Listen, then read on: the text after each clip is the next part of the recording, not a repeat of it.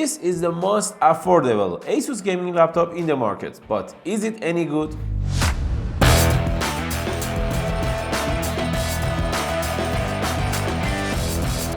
This is the new Asus TUF A15 in the market. It's basically the same laptop as the previous Asus laptops we reviewed in this channel, and the difference is just about the CPU. The CPU in this laptop is AMD Ryzen 7 7435HS processor, which is basically the same as 7735HS but without iGPU. This CPU made this laptop around $100 to $200 cheaper than the original model, and because of that, you might be interested to see how well it can perform in applications and games. First, I should say, it means this laptop has no mic switch because there is no need for it. There is no iGPU to switch between iGPU and DGPU, and because of that, your screen and every other application should work perfectly fine on NVIDIA GPU, not the iGPU from AMD. If you want to know more about the build quality, display, or other stuff for this laptop, I mean the full review for this laptop, you should check out our other videos. I'll link in the description below so you can see the whole review for this laptop. Around 6 to 7 months ago, AMD announced this CPU, a 7435HS processor, and as I said earlier, it's basically the same as 7735HS without iGPU. This CPU came in some other laptops too, like Lenovo Look or Acer Nitro V, and in all different laptops, it could make the laptop price 10 to 20% lower than the original model. But is it the right thing to do? Let's see. As for the performance, the RTX 4050 and other models, there is no difference at any aspect because it's the same 4060 in other Asus TUFs, like it's a 140 watt 4060 with 8 GB of VRAM, and the performance is almost the same. But in some other applications, you may see a little difference in the performance. So we tested Cinebench R23 in this laptop, and in Cinebench R23, we got too low single core score, and in multi-core score, we got okay-ish score. I've seen better scores with 7735HS processor, and because of that, I think AMD sacrifices some performance in this CPU because of lack of iGPU. For this laptop and this CPU, and also in Cinebench 2024 is the same pattern. In Cinebench 2024 we got 86 score in single core and 702 in multi-core score, which is a little too low for a Ryzen 7 CPU, and I think the reason behind it is lack of iGPU in this CPU. As I said earlier, the GPU performance is basically the same because 10,100 score, 10,000 and almost 200 score in GPU in Cinebench 2024 is a nice score for RTX 4060. We also tested Geekbench in this laptop, and the scores were too low compared to Ryzen 7 4060 Asus TUF models.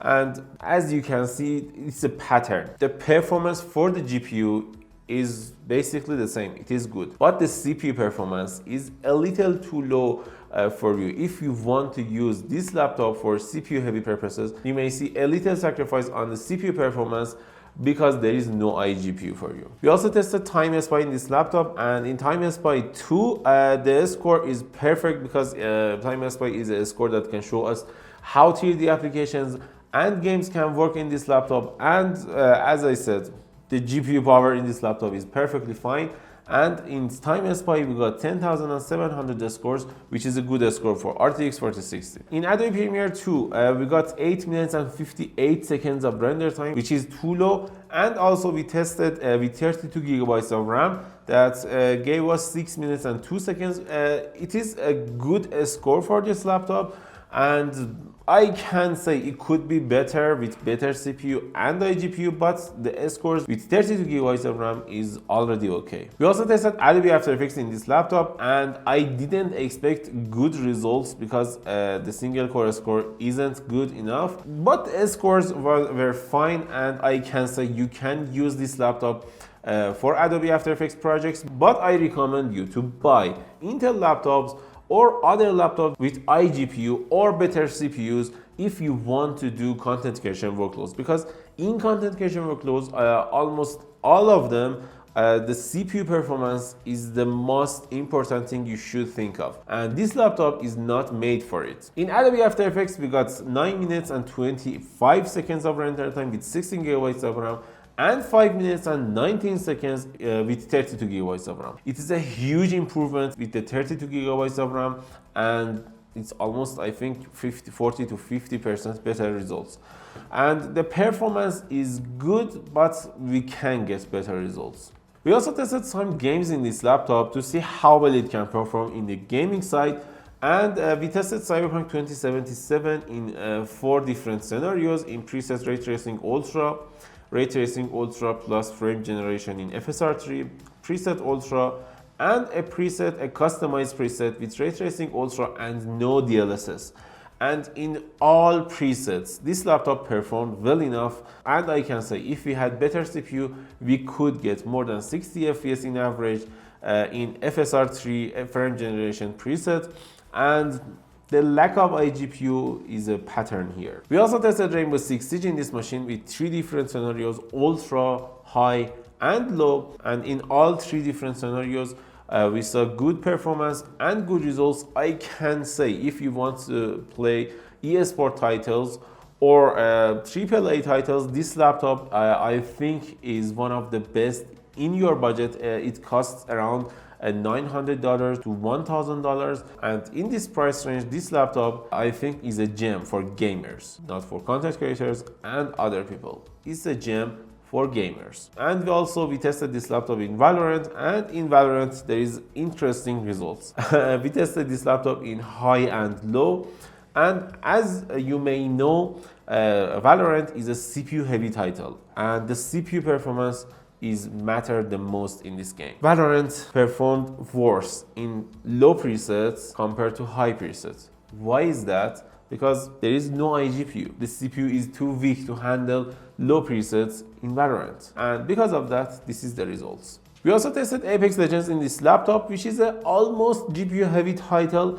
It's not that GPU heavy, but it's a GPU heavy eSport title. And because of that, we should find interesting results in this game too. In ultra and low preset, but the performance was fine. But the lack of iGPU caused the minimum frame rates to dip a lot higher than I expected. And because of that, you may find a little jitter in some games like Apex Legends. We also tested Shadow of the Tomb Raider in this laptop, and in the benchmark we got 87 scores in average, which is good. It means this laptop can handle AAA titles without any problem. And also we tested Wukong in this laptop, and in the high benchmark we got a 112 average FPS, which is good, but in the minimum FPS, the FPS were too low, around 25 minimum FPS, and the minimum scores were in some games are too low. As I said, it's a pattern. The reason is lack of iGPU. Overall, I can say I was happy with the results here, and I can say if you have tight budget,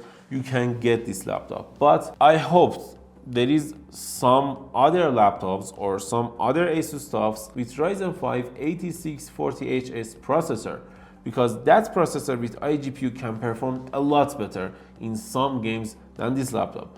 And the iGPU, I think, is one of the necessary things in laptops, because the battery life in this laptop weren't that great.